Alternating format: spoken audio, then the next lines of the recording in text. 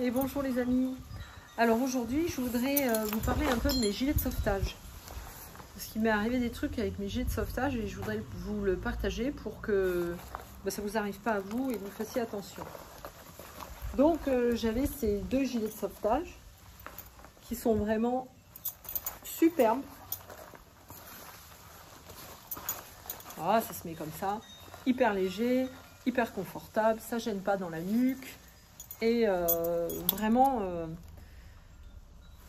sur le corps, ils sont très agréables à porter. Donc j'en avais deux, on a fait donc 3 sorties en mer, j'en avais prêté un à Sandrine, un à Ali, etc.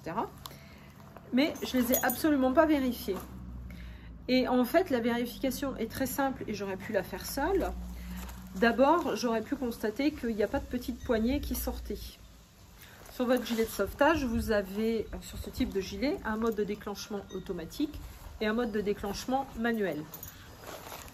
Du coup, le mode de déclenchement manuel, il y a une poignée et on va venir tirer la poignée. Ça peut ressembler à ça, ça peut être de couleur jaune aussi selon la marque.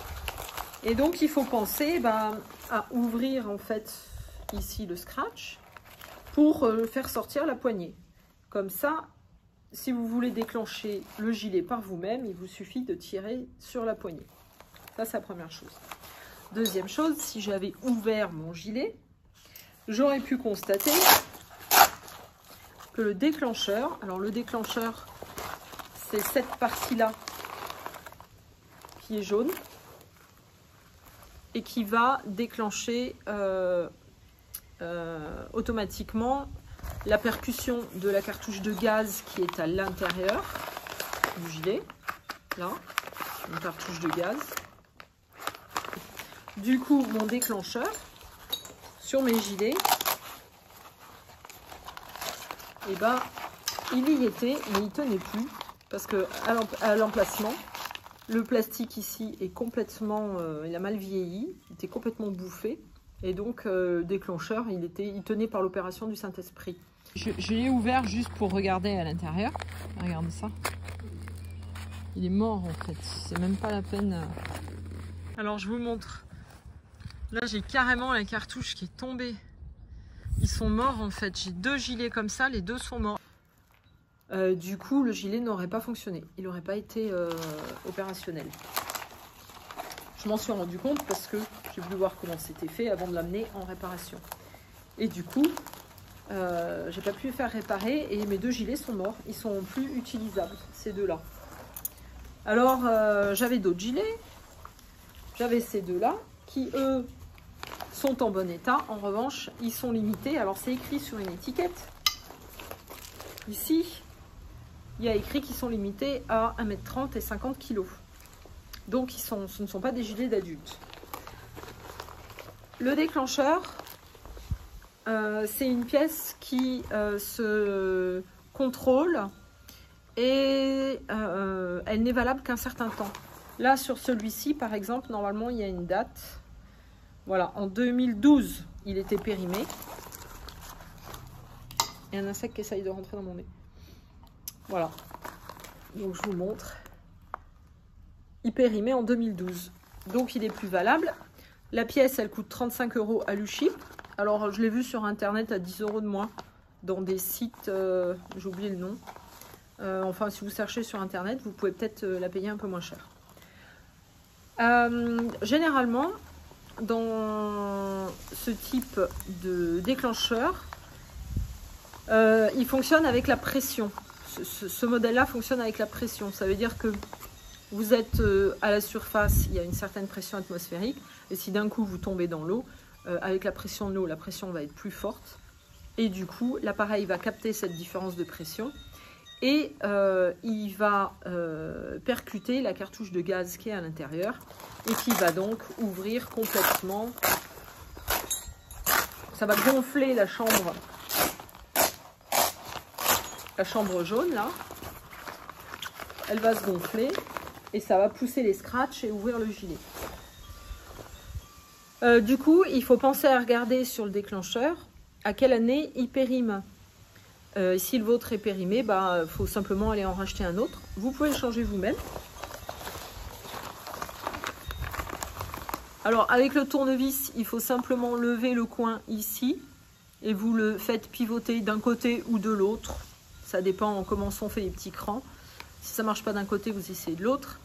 Il va se soulever et une fois qu'il est soulevé, et ben vous le faites pivoter et là vous pouvez l'enlever et vous en remettez un autre. Ok, je vois. Donc là vous avez le détrompeur qui est là, qu'on retrouve ici. Donc en fait vous devez mettre pile en face. Hop, là il y est. Et là normalement, voilà. Là il est en place. Okay. Après ça bien sûr vous venez le mettre dehors au plus bas. Sur l'endroit où du coup il n'y a pas le scratch. Ok. Voilà. Donc de préférence en bas ici. D'accord. Voilà. Et donc tous les 4 ans faire cette pièce là, à changer tous les 4 ans. C'est ça, tous les 4 ans. Ok. Alors ça s'appelle Anmar parce que ça veut dire hand et marine il me semble. Hand c'est la main. Dessus il y a une petite pastille qui peut être de couleur verte ou rouge. Et quand vous lisez ce qu'il y a écrit, il y a écrit que si elle est rouge, bah, il faut remplacer l'appareil. Sur le gilet, vous avez des choses qui sont obligatoires. Ce sont les bandes rétro-réfléchissantes, l'embout de gonflage buccal. Donc avec ça, vous faites sauter le petit bouchon et vous pouvez souffler dedans pour regonfler le gilet s'il n'est pas suffisamment gonflé. Ensuite, normalement, vous avez une sangle de halage. La voilà. Elle est rouge, donc c'est pour les secours. C'est pour attraper, tirer. Et vous avez obligatoirement le sifflet. Ensuite, moi, j'en ai pas parce que mes gilets n'étaient pas équipés et il faut que je fasse l'acquisition. Sur ce type de gilet, il faut une petite lampe flash qui vaut dans les 15 € et qu'on va venir accrocher, si possible, vers le haut du gilet. Alors la lampe est obligatoire, mais c'est pas forcément la lampe flash à 15 €. Vous pouvez aussi simplement avoir un sciallume. Les sciallumes, c'est les bâtons lumineux qu'on casse. Et bien sûr, il faut qu'ils soient attachés au gilet. Voilà un peu tout le matériel qui est obligatoire sur le gilet. Alors du coup, bah, il me reste un gilet parce que ceux-là sont trop petits. C'est un gilet U-Ship qui est vraiment pas confortable parce qu'il a le déclencheur et la cartouche de gaz sur le sein. Donc c'est vraiment pas fait pour une femme. Alors sur d'autres modèles, vous avez des déclencheurs qui sont avec des pastilles de cellulose ou de sel. Et en fait, avec l'eau, elles fondent. Et ça va pousser en fait quelque chose qui va venir percuter l'opercule de la cartouche de gaz.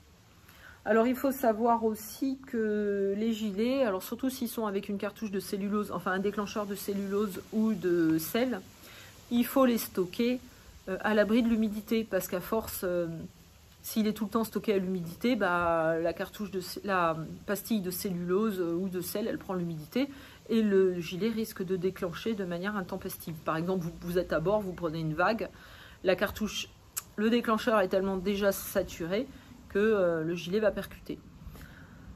Donc le meilleur stockage, c'est de les stocker dans une pièce de votre bateau qui est aérée, pas au fin fond d'un coffre, et en hauteur pour que tout simplement il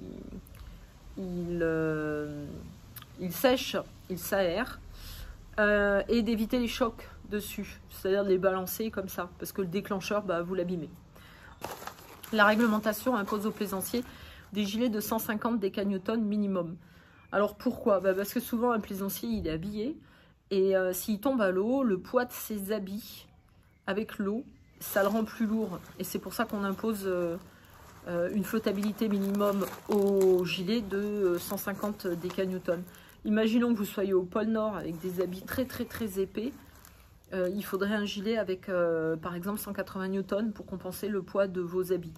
Si vous avez un gilet à 50 newtons, vous aurez une flottabilité positive uniquement si vous êtes avec un maillot de bain ou un short et un t-shirt.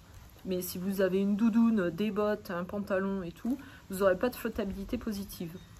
C'est pour ça que donc la norme parle de 150 newtons parce que en règle générale, le plaisancier qui navigue, il a un pantalon, une polaire, peut-être un coupe-vent, ce genre d'habits. Et voilà un petit peu pour ce que je souhaitais vous partager sur les gilets. Ne pas oublier, même soi-même en fait, on peut faire un petit contrôle manuel pour s'assurer que le gilet est encore en bon état, qu'il est fonctionnel et que le déclencheur n'est pas périmé. Voilà. Alors sur d'autres choses à vous les amis et à bientôt.